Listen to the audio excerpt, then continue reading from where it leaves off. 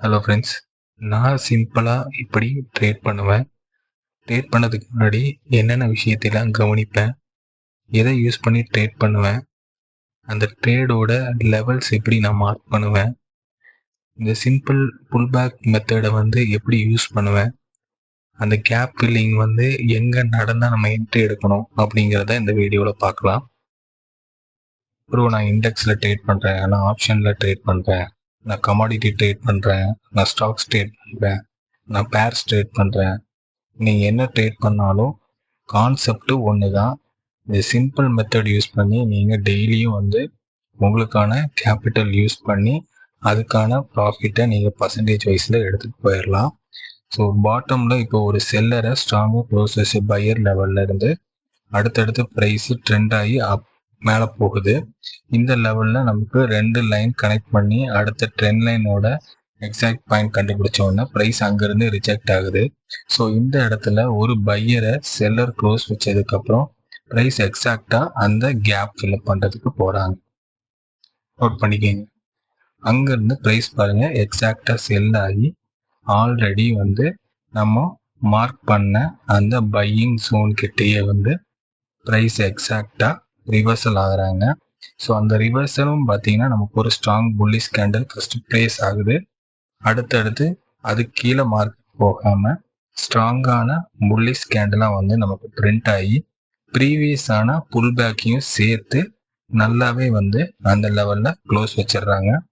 அடுத்தும் மார்க்கெட் சஸ்டெயினாக நின்றுட்டு அடுத்த லெவலுக்கு மேலே போயிடுறாங்க. எக்ஸாக்டாக நம்ம வரைஞ்சி வச்ச அந்த ட்ரெண்ட் லைன்ல இருந்து மறுபடியும் ப்ரைஸு ஒரு பையரை செல்லர் க்ளோஸ் வச்சுட்டு அந்த லெவல் மார்க் பண்ணியிருக்கேன் பாருங்க, அதுலேருந்து ப்ரைஸ் எவ்வளோ தூரம் கீழே வந்திருக்கு.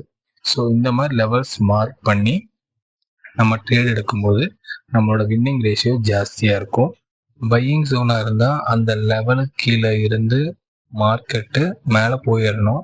அந்த ஜோனுக்கு கீழே கேண்டில் க்ளோஸ் வச்சா நம்ம எக்ஸிட் பண்ணிடணும். அதே மாதிரி செல்லிங் ஜோனாக இருந்ததுன்னா அந்த லெவலுக்கு மேலே body of the candle close வச்சா எக்ஸிட் ஆயிடணும். இதுதான் ரூலு. இப்போ ஜோன் மார்க்கிங் பார்த்தீங்கன்னா பையிங்கில் கீழே செல்லரை ஒரு பையர் ஸ்ட்ராங்காக க்ளோஸ் வைக்கிறாங்க இல்லையா, அப்போ அந்த செல்லரோட கேண்டில் ஃபுல் கேண்டில், அதாவது விக்காக இருந்தாலும் பாடியாக இருந்தாலும் அந்த கேண்டிலை ஃபுல்லாகவே நீங்கள் பையிங் ஜோனாக வரைஞ்சிக்குங்க. அதே மாதிரி செல்லிங்கில் பார்த்தீங்கன்னா ஒரு பையரை ஸ்ட்ராங்காக ஒரு செல்லர் க்ளோஸ் வச்சுருப்பாங்க. அந்த ஏரியாவோட பையரை நீங்கள் ஜோனாக கன்சிடர் பண்ணி நீங்கள் ட்ரேட் ப்ளேஸ் பண்ணி உங்களுக்கான பாயிண்ட்ஸை கேப்சர் பண்ணுங்கள். இது நிஃப்டி சார்ட்டு ஃபிப் டூல் யூஸ் பண்ணி நான் எப்படி ட்ரேட் பண்ணுவேன் ஆப்ஷன்லன்னு சொல்கிறேன். ஃபஸ்ட் கேண்டிலோட ஹை லோ நான் மார்க் பண்ணிக்கிறேன். ஸோ ப்ரைஸ் இதுக்கப்புறம் எந்த லெவல் வரைக்கும் நமக்கு போயிட்டு மறுபடியும் ஒரு புல் பேக் எடுக்கலாம்னு சொல்லி இதில் ஐடென்டிஃபை பண்ணிக்கலாம். 15 மினிட்ஸில் பாருங்கள் நமக்கு அது பிரேக் அவுட் இல்லை, ஃபால்ஸ் பிரேக் அவுட்டாக 5 மினிட்ஸில் நமக்கு ரெப்ரசென்ட் ஆகிருந்தது. நான் மார்க் பண்ண அந்த லெவலில் இருந்து 50% இருந்து தான் மார்க்கெட் மறுபடியும் ஒரு புல் பேக் எடுத்துட்டு மறுபடியும் மேலே போயிறதுக்கான பாசிபிள் இருக்குது. ஸோ அந்த இடத்துல 2 தடவை நமக்கு ஒரு புல் பேக் லெவல் இருந்தனால அந்த ரிஜெக்ஷன் 2 தடவை நடந்தது. ஸோ இப்போ அதே மாதிரி மேலே இருந்து நான் கீழே ஒரு ஃபிப் டூல் போடுறேன். ஸோ இந்த லெவல் எதுக்கு அப்படின்னு பார்த்தீங்கன்னா இதுக்கப்புறம் அந்த புல் பேக்கு எது வரைக்கும் 50% ரெப்ரசன்ட் ஆகி அங்கேருந்து நமக்கு கீழே ஃபால் ஆகிறதுக்கான பாசிபிள் இருக்குன்னு பார்க்குறதுக்கு தான் இதை நான் செக் பண்ணுறேன். ஸோ மேலே ட்ரெண்ட் ஆகிட்டு இருக்கும்போது நம்ம அந்த ஃபிப் டூல் யூஸ் பண்ணும்போது அது கீழே எந்த லெவல் வரைக்கும் நமக்கு வரும். ஸோ கீழே நமக்கு ட்ரெண்ட் ஆகும்போது அது யூஸ் பண்ணும்போது நமக்கு எந்த லெவல் வரைக்கும் 50% 260 எங்கிருந்து அது ரிஜெக்ஷன் ஆகுது நம்ம இந்த ஃபிப் டூல் யூஸ் பண்ணி நம்ம கண்டுபிடிச்சிக்கலாம்.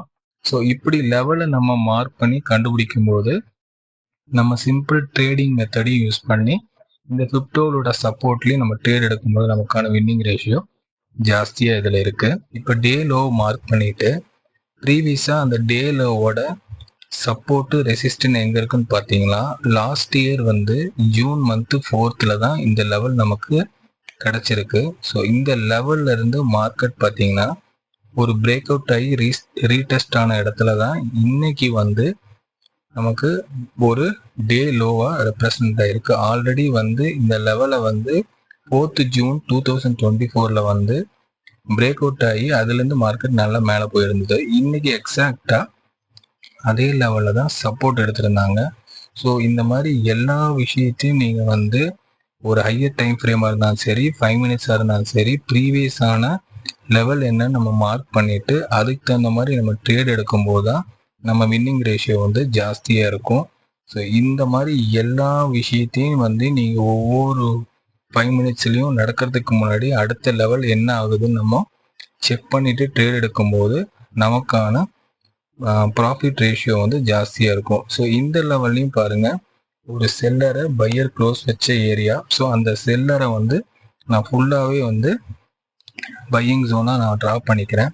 ப்ரைஸ் எக்ஸாக்டாக அந்த லெவலில் வரும்போது இப்போ நம்ம ட்ரேட் பிளேஸ் பண்ணுறோம். அங்கேருந்து மார்க்கெட் எவ்வளோ தூரம் மேலே போயிருக்குன்னு பாருங்கள். ஸோ ஒவ்வொரு ஹையர் ஹை பண்ணும்போது ஒவ்வொரு செல்லரை பையர் க்ளோஸ் வைக்கும்போது நம்ம ட்ரெயிலிங் ஸ்டாப் லாஸ் பண்ணிட்டு போயிட்டே இருக்கலாம். அப்படி பண்ணும்போது நமக்கான அந்த ப்ராஃபிட் ரேஷியோவும் ஜாஸ்தியாக இருக்கும்.